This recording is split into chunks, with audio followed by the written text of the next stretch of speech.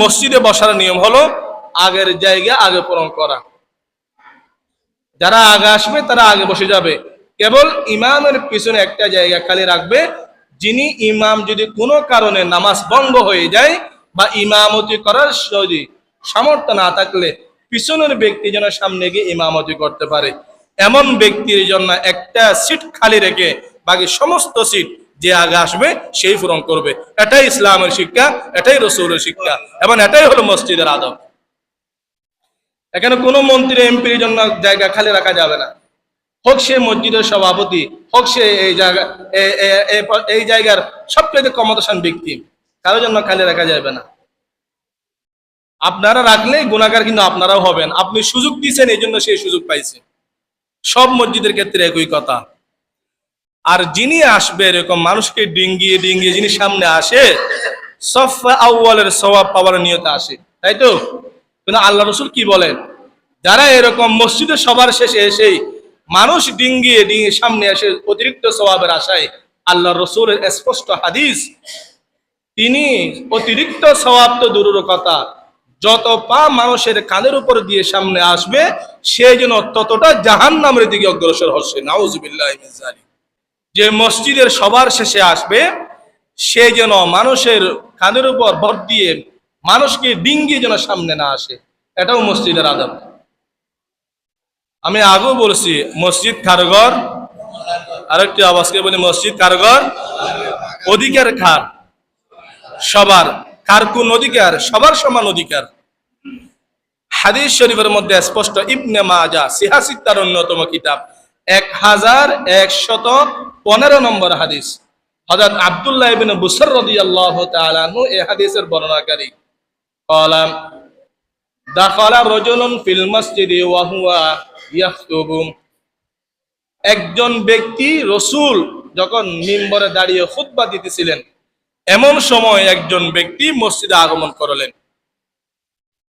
তিনি এসেই ফাতাখাত্তা বাইনা রিকাবিন নাস, মানুষকে ডিঙ্গিয়ে ডিঙ্গিয়ে মানুষকে ফাঁক করে করে এরকম মানুষের কাঁধের উপর পা দিয়ে সে সামনের দিকে আগাইতেছে। ফাকালা রাসূলুল্লাহ সাল্লাল্লাহু আলাইহি ওয়াসাল্লাম, এমত অবস্থায় আল্লাহর নবী মেহরাব থেকে আওয়াজ দিলেন, ইজলিস ফাকাদ আযাইতা, খবরদার হে ব্যক্তি, ইজলিস, যেখানে জায়গা পাইছো সেখানে বসে যাও, সামনের দিকে অগ্রসর হওয়া যাবে না। ফাকাদ আযাইতা, যেই দুই একবার তুমি সামনে আসছো সমস্ত মানুষকে তুমি কষ্ট দিছো। এই জন্য মসজিদে বসার নিয়ম হলো আগের জায়গা আগে পূরণ করা। যারা আগে আসবে তারা আগে বসে যাবে, কেবল ইমামের পিছনে একটা জায়গা খালি রাখবে। যিনি ইমাম যদি কোনো কারণে নামাজ ভঙ্গ হয়ে যায় বা ইমামতি করার যদি সামর্থ্য না থাকলে পিছনের ব্যক্তি যেন সামনে গিয়ে ইমামতি করতে পারে, এমন ব্যক্তির জন্য একটা সিট খালি রেখে বাকি সমস্ত সিট যে আগে আসবে সেই পূরণ করবে।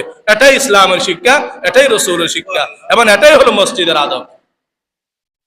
এখানে কোনো মন্ত্রী এমপির জন্য জায়গা খালি রাখা যাবে না, হোক সে মসজিদের সভাপতি, হোক সে এই জায়গার সবচেয়ে ক্ষমতাবান ব্যক্তি, কারোর জন্য খালি রাখা যাবে না। আপনারা রাখলে গুনাহগার কিন্তু আপনারাও হবেন। আপনি সুযোগ দিয়েছেন, এই জন্য সেই সুযোগ পাইছে।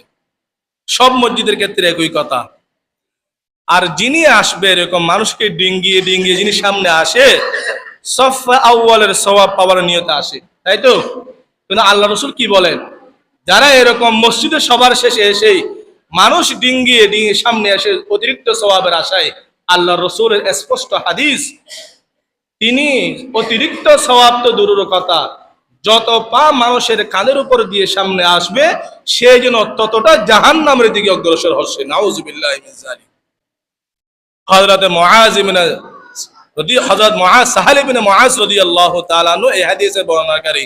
ক্বালা রাসূলুল্লাহ সাল্লাল্লাহু আলাইহি ওয়াসাল্লাম, মান তাখাত্তা রিকাবান নাসি ইত্তাখাযা জিসরান ইলা জাহান্নাম। যে ব্যক্তি মানুষ ডিঙ্গিয়ে সামনে চলে মসজিদের মধ্যে, বলে ইত্তাখাযা জিসরান ইলা জাহান্নামা, সে যেন জাহান্নামের দিকে অগ্রসর হচ্ছে। এই জন্য মসজিদের এটি গুরুত্বপূর্ণ আদব। কোনো ব্যক্তির জন্য সামনে জায়গা খালি রাখা যাবে না, যে আগে আসবে সে আগে বসবে। এটা হলো নিয়ম, এটা মসজিদের আদব। এই আদব রক্ষা করা আপনাদের সবার দায়িত্ব, কেবল ইমাম খতিবের দায়িত্ব নয়। এই আদব রক্ষা করা আপনাদের সবারই দায়িত্ব। আল্লাহ পাক রব্বুল আলামিন মসজিদের আদব মেনে মসজিদে আসার তৌফিক দান করুন, সকলে বলি আমিন।